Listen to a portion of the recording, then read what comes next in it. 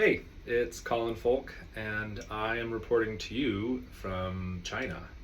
I am deep in a factory in Guangzhou, visiting Mr. Pan's.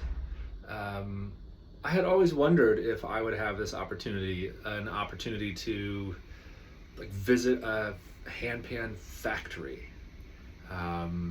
Would I still be in the game when this happened? What would it look like? Would I even want to go? And here I am. So this company, Mr. Pan's, I first came in contact with in 2019. There was a great deal of us who were invited to come for a performance tour in Western China in Dali. It was called Ding in Balance. And a lot of the big names were there, Capasal, David Cherrier, and those types. And we did a performance tour. I also performed, but I stuck around because they were hoping to have some interactions with me as not just a performer, but as someone who made the instruments.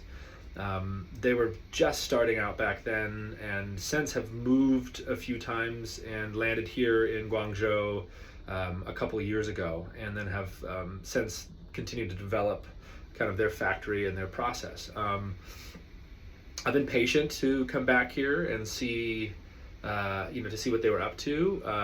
It was important to give them time to develop and explore their processes. And they contacted me this year, 2025, and felt like it was time for me to kind of come see what they were up to. I come here with a very critical eye. I'm not going to be impressed by bells and whistles and big machinery. It has its place, but I have a deep love affair with this art form, and it felt important to come in here with that leading the way. What kind of work are they doing here? How dedicated are they to the craft? Are they just a big business trying to make money? And I've been able to see a lot of that over the last week. So what's to come is a fairly rough and tumble video of me walking you through the factory, and I'm going to show you essentially their entire process from start to finish.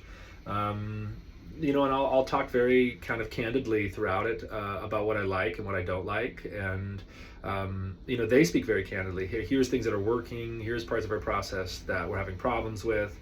Here's places that we want to improve. What are your thoughts on this?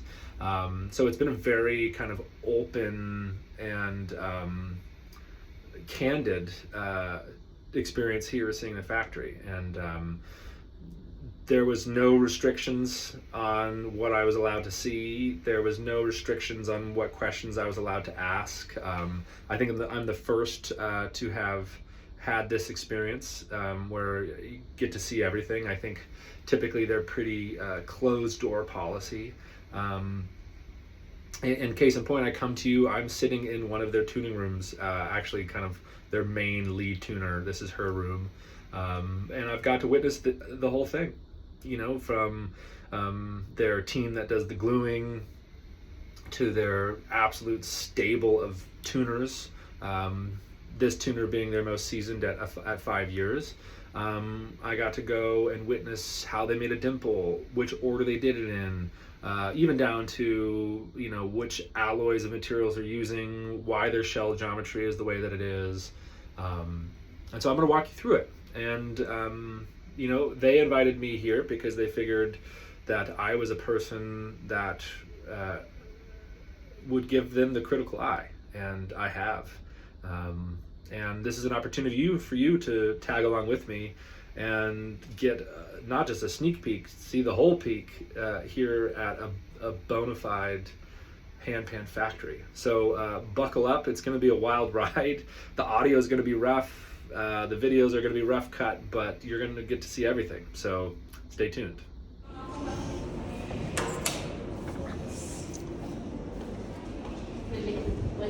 Welcome to Mr. Pan's. This is the factory here in Guangzhou, and I, CFoulke, will walk you through it. This is their main office where they take a lot of meetings and do interviews. Also just sprinkled about with handpans and stuff in progress. And we're going to walk through the whole factory. Over here is one of the main offices. So communication, design, all of that thing happens in there. Ni hao. Ni hao. So here she's working on some templates. We've got correspondence over there. And there's all this kind of stuff. Just examples of how they think and what they're working on. Kind of future design stuff. This is the raw shell room. So kind of storage for shells. This is where things come and arrive. Labeled, batches, different dimensions, 145, 155, kind of everything in between. This room feels like it's kind of temperature controlled. This is 44, so a little bit smaller. This is 130 or 13 centimeters, so kind of very standard shell. So this is kind of where things arrive, where they when they come from their suppliers. So kind of everything starts in this room. Also, it should be of note that everything is didn't like me. Okay, sorry. They have facial recognition to get into these rooms, which again, let's try one more time. Nope, didn't pass. So we are in the very back of the factory, and this is a room that they're going to start dedicating to polishing. And this is this fascinating machine. They turned it on yesterday. So under the table here are big magnets that whip around, and it throws around these little pieces of metal and it polishes. And you can see here, this is all magnetized. Zip. They're going to have multiples of these. I think they were talking about having 4, and they're designing it so you can have 4 shells per machine. So they'll be able to polish 16 at a time. We wired it in yesterday. Unofficial connection, but we did turn the machine on. But it enables them to do this kind of stuff. So deep etching and then polish it out so it's a simpler and softer texture on the hand. So next is the grinding room, which is going to be loud.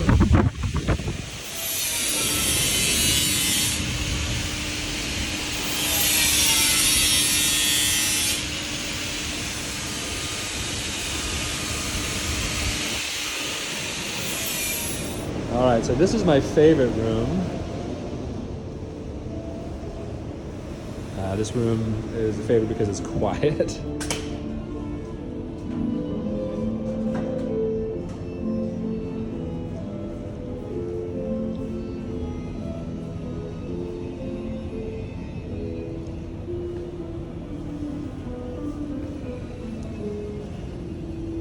So this is the pressing room, and we'll see lots of things in process here. So you can see the etched shells over there, top shells, bottom shells. Everything gets labeled. F-sharp pygmies, F-sharp curds, C-sharp pygmies.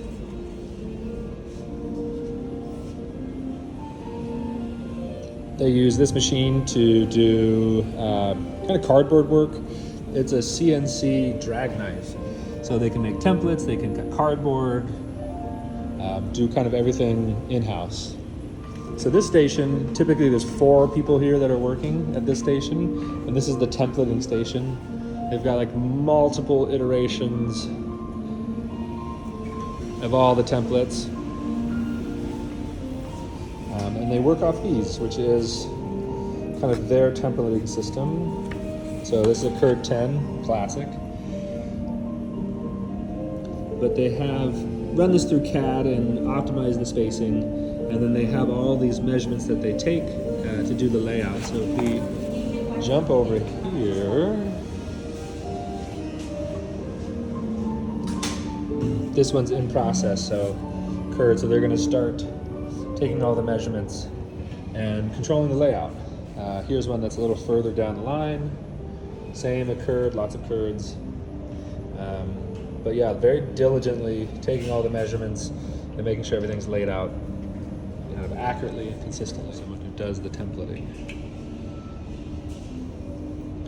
So she's taking all the information here and transferring it there.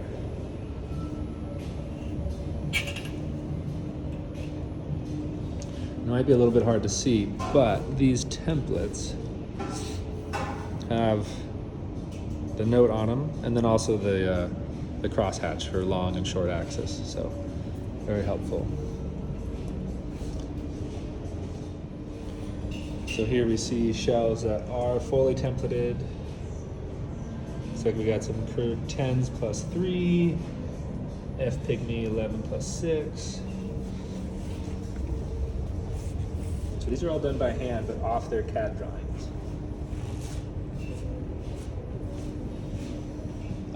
Without a doubt, my favorite part here in the factory is this zone. Everyone knows I love press. This is a really great press. It uses kind of multiple systems that we see in the industry. One of the things that's most noteworthy is they use a lot of 3D printed parts for their molds. And a lot of these are single use, so they're kind of always making more and more and more of these because you press one dimple and this gets crushed and destroyed. I'm not sure how they ended up using this system where it's a single use, but it works for them.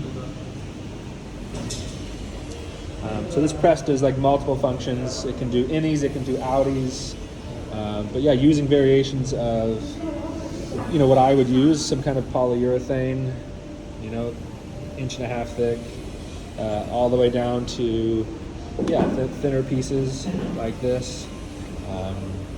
So they have options. And then over here, all the note molds. We're seeing double dimples, kind of almost what you call cupping, kind of classic note molds like this. And then they have a team that this is their job.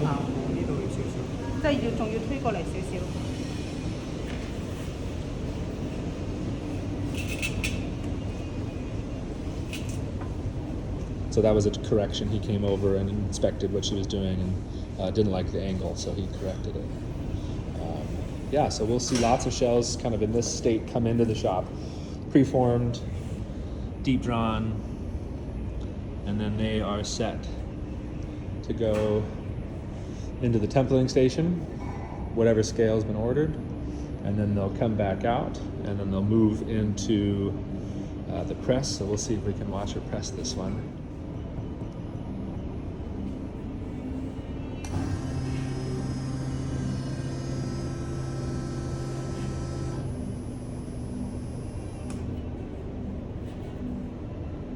And all the adjustments.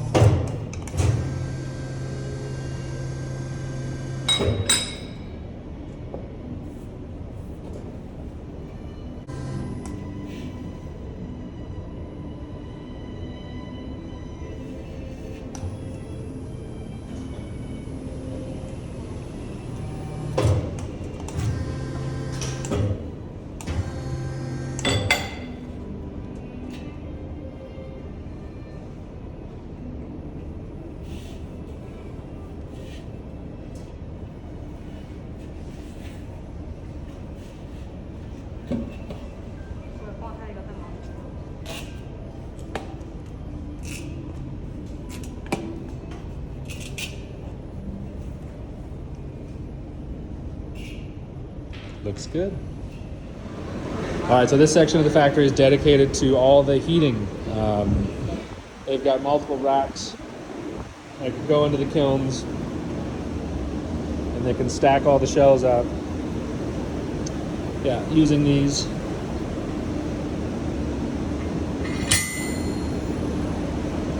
So they've got 2 kilns running right now, 1 and 2.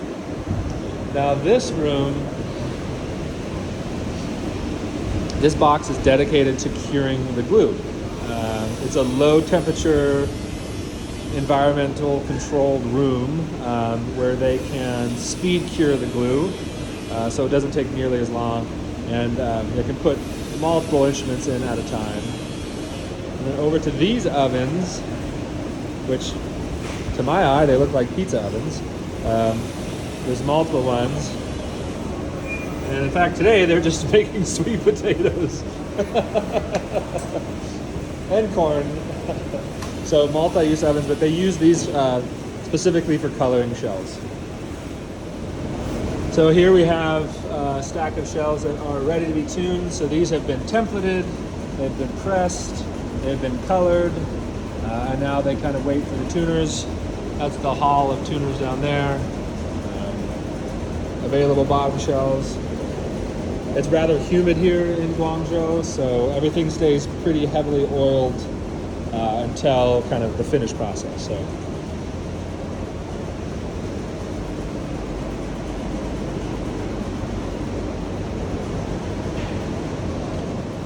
So this is, I think, an older style of organization that they've been doing. And this was assembled while I was here. This is going to be the new way to stay a little bit more organized.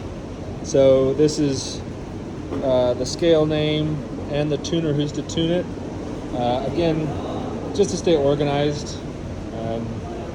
It's also on wheels, and I think they were having problems with things getting scratched or scuffed or just like lost in all the space of the factory. So this is just a deep attempt to stay more organized.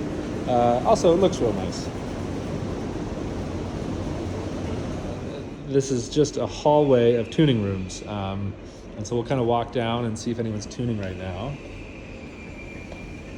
So each one of these is a soundproof booth, and they're like 2 layers, inside, outside soundproof. And they're all running Lino Tune, and they also run the Peso tuner, but they use it more for the spectrum than the bands. And there is someone tuning in there, someone's fine tuning.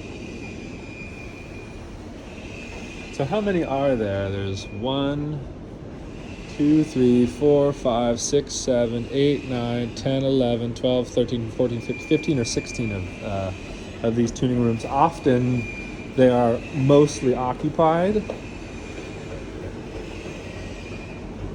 And so we got someone fine tuning here. This is a younger tuner. I know that because his Lino Tune settings were incorrect the other day, and I corrected him.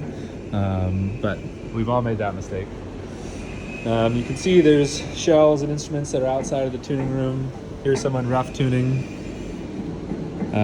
I tuned in these rooms. They were nice. They're really quiet. You don't hear all this factory noise.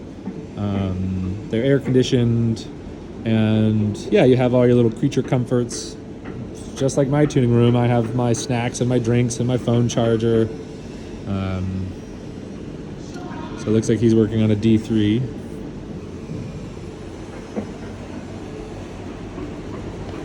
And further down, we got another tuner, D4. I know that the more experienced tuners are down here. This is one of the more experienced tuners. He's been tuning for 3 years now. I worked with him one-on-one. Hey, he's a nice guy. Very dedicated to the craft.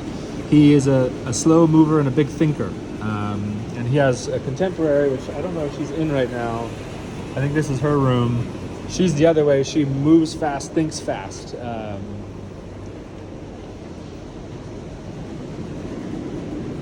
So yeah, that's the hall of tuners.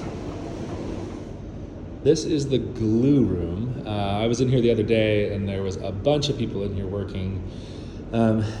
This is the style that they've been using. I think they're going to look to do a redesign, mainly because it just takes up a lot of space. So instead of using clamps, they will drop a shell in here, like this, and then put the glue on, put the top shell on, and then a ring comes up and over and comes in and applies even pressure. And then there are some screws that they will screw in place of using clamps.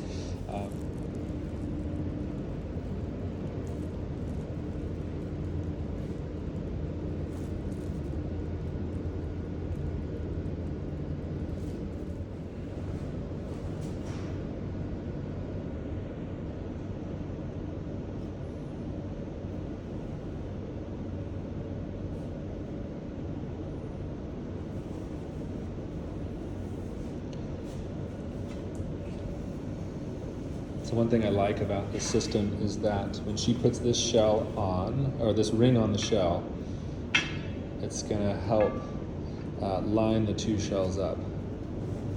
So she did it by eye, but then she gets any little mismatch gets corrected here. You can see she's gonna put the screws in. A little bit of sense of urgency in this process as they're working with a two-part glue, an AB glue, and the cure time on it is quite quick. So halfway through gluing, she ran out of glue and had to get another tube, and there was a big hustle to get her another tube of glue so she could stay ahead of the cure time. This is exactly what you want it to be. This is a laser for doing logos. So any kind of OEM stuff they're doing, if they're branding anything, shell can go in here, complete instrument can go in here. They can adjust the angle, so for location, they have a center down there. And then over here is the computer, so for product testing. So these are instruments that have been tuned. They've all got their name and how many notes. And this is quality control. So this is an example of an instrument that has gone through quality control, and quality control flagged a couple notes. Reasons I don't know why, but these little stickers are indicators that they're going to go back to the tuners because quality control didn't love those notes. These ones too, either tuning or timbre or feel of the note. So these are instruments that are kind of nearing completion. And then there's more here that are lined up and will get tested and then go back to tuners. So this is their fleet of 3D printers. This room is always going. So some of those pieces we saw in the press room, this is where they're made. So future dimples, future notes, and these are parts for the shelves they're making. Some of these are parts for the polisher that we saw. We see just lots and lots and lots of parts being made.